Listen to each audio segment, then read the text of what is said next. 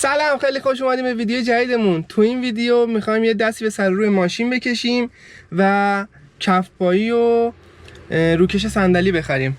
همونجوری که از ظاهرش معلومه خیلی درب داغون شده، یعنی ترکیده دیگه.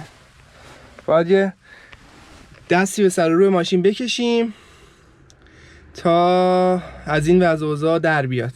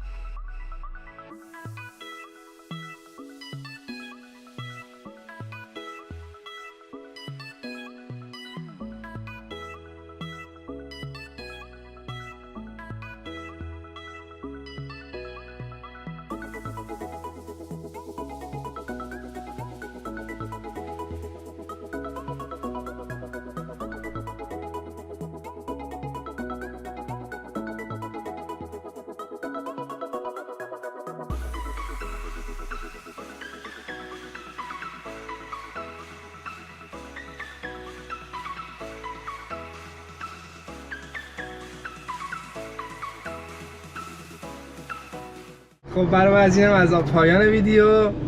مرسی که تا اینجا ویدیو همراهمون بودی و اینم نتیجه کار.